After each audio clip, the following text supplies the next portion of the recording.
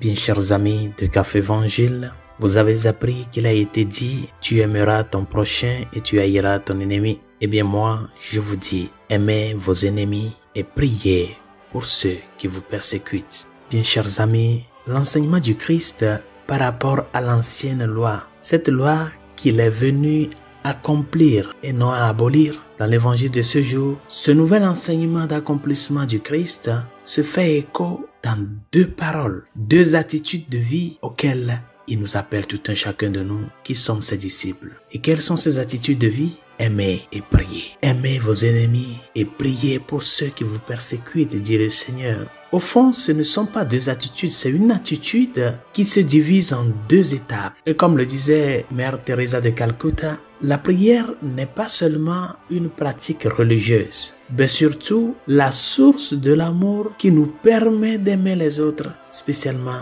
ceux qui sont plus dans le besoin. Aimez et priez, nous dit le Seigneur dans l'évangile de ce jour. Si vous êtes mes disciples, si vous avez écouté ma parole et vous m'avez suivi toute votre vie comme disciple du Christ, doit être marqué par ces deux attitudes de vie, l'amour et la prière. Et parce qu'il n'est pas si facile d'aimer, par exemple, l'ennemi, c'est pour cela que nous sommes appelés à demander la grâce d'aimer nos ennemis. Et cette grâce, nous la demandons dans la prière, spécialement dans la grande prière, la plus excellente de l'Église, qui est la célébration de la messe. On ne vit pas comme chrétien pour soi-même. On demande au Christ qui nous a appelés de nous aider à vivre comme chrétiens, parce que la vie chrétienne exige beaucoup.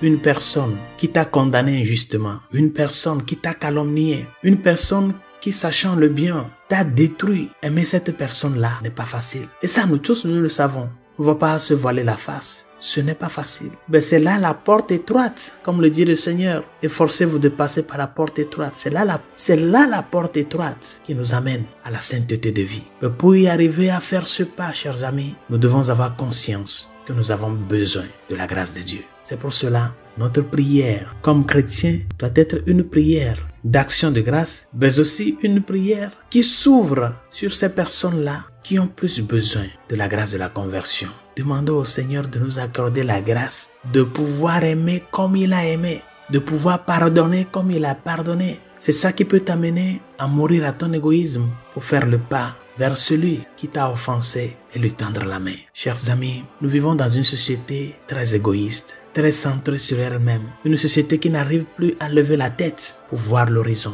Mais le Seigneur te dit, toi, qui lui a dit oui, me voici pour te suivre. Il te dit à toi et à moi aujourd'hui, votre témoignage comme chrétien et chrétienne doit se remarquer en deux choses. La manière dont vous aimez, c'est-à-dire la manière dont vous parvenez à tendre la main même à cette personne-là qui vous a fait du mal et à tendre la main à cette personne, levant aussi vos prières pour sa conversion. Chers amis, il y a beaucoup de gens aujourd'hui qui ont besoin de la lumière de Dieu dans leur vie. Parce que c'est cette lumière qu'ils ont perdue qui les amène à être violents, à être impardonnables, à être inhumains envers leurs frères humains. Mais nous qui avons cette lumière-là, nous qui jubilons de la lumière du Christ, c'est à nous de porter cette lumière avec notre vie. Marquer la différence en transformant toute notre vie comme chrétiens, en tout ce que nous faisons et là où nous sommes, en transformant cette vie en une vie de prière, spécialement pour les personnes qui ont fait de leur vie juste une occasion pour détruire les gens et l'amour.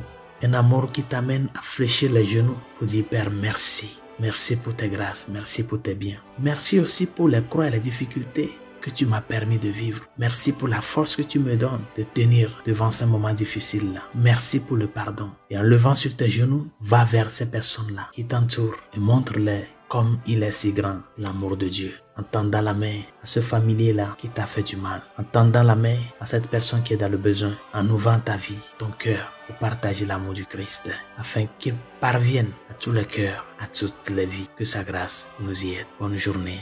Dieu vous bénisse.